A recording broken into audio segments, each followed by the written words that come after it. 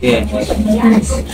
Morning mga guys, to this videos mga guys, magpapalit tayo ng gulong. Meron tayong gulong dito na brand ng Leo Tire. Nga pala, magpapalit tayo ng gulong kasi ito. Pakita mo ito niya. Ito. Itong gulong natin isupod na, ayan o. Ayan. Bali ang brand pala ng gulong na ito mga guys. Ito. Pakita mo nga ito niya. Ito yung pangalan. Yan. Quick Tire. Ayan. Tapos nagbibitak-bitak pala siya mga kuys kapag medyo tumagal na. Ganun mo lang, huwag mo ano malikot. Yan o.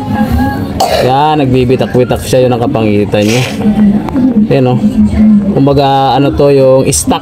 Ang balot nito, yung gulong na to nung binili ko to is kulay puti. Dalawa may balot nito, hindi ko alam kung yung isang may balot na iba kulay. Baka mas matibay yun. Tapos ngayon guys, kailangan natin siya palitan kasi sa angkas hindi pwede yung ganito madulas. Saka pag nasabukan ka nito, delikado. Saka yun, madulas na siya kasi nawala na yung guhit niya dito sa gitna. Ayan o, meron niyang guhit katulad nito sa harap o.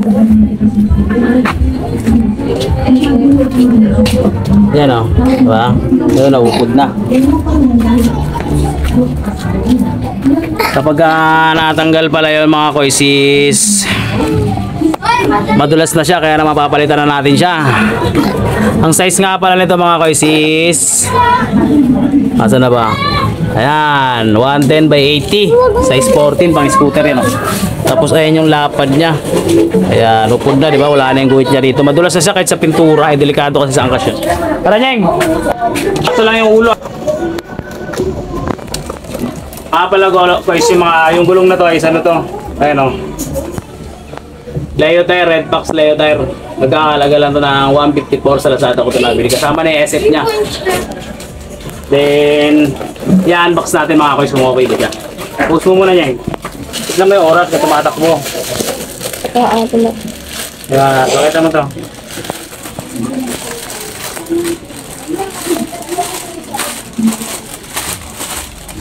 Takbo muna niya. Play mo muna, play. Ay, post. Para post. Second. 1, 2, ganun. Bilangan mo kasi 1, 2, 3, go. Okay. Ayan na mga kois. Ito yung gulong natin, oh. Ayan.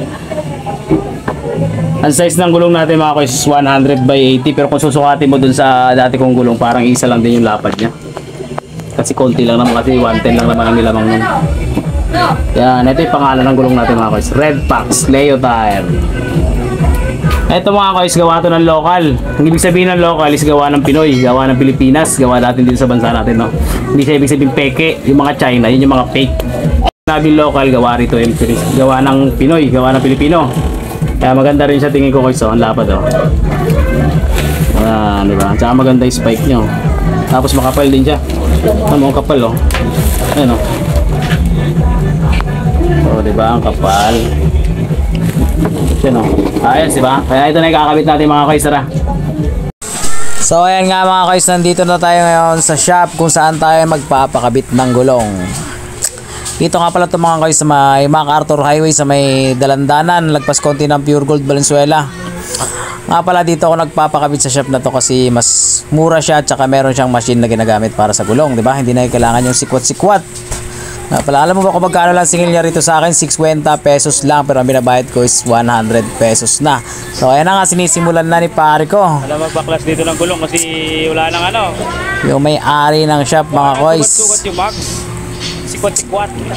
Diba? Hindi na kagaya ng iba na sisingilin ka pa na 100, sikwat-sikwat pa. Puro sugat-sugat yung mags mo. Kaya yung mga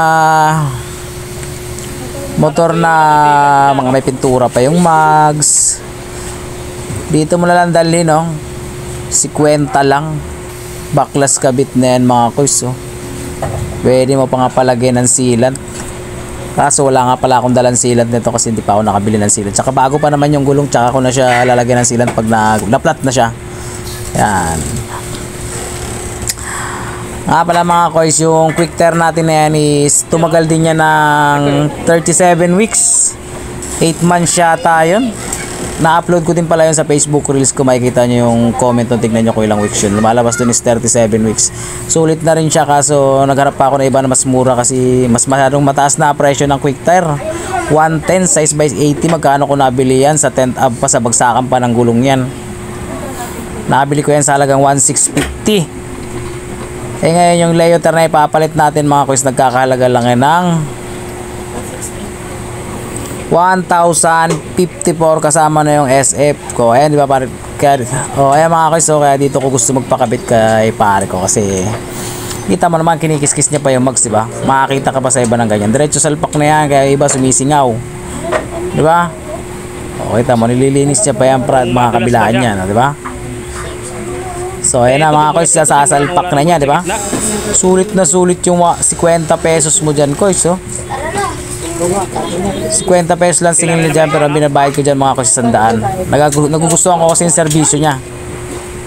Okay kasi yung service niya.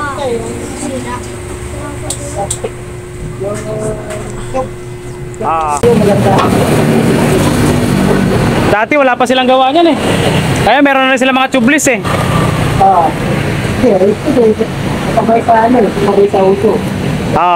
Dapat naman talaga sumabay sila eh.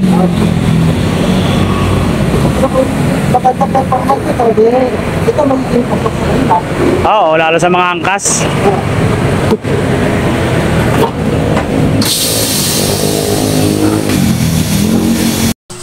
Oh, ayan na mga guys, nakakabit na natin yung ating gulong na ang sukat ay 100 by 80 size 14 Honda Beat na motorcycle yung ating kinabitan.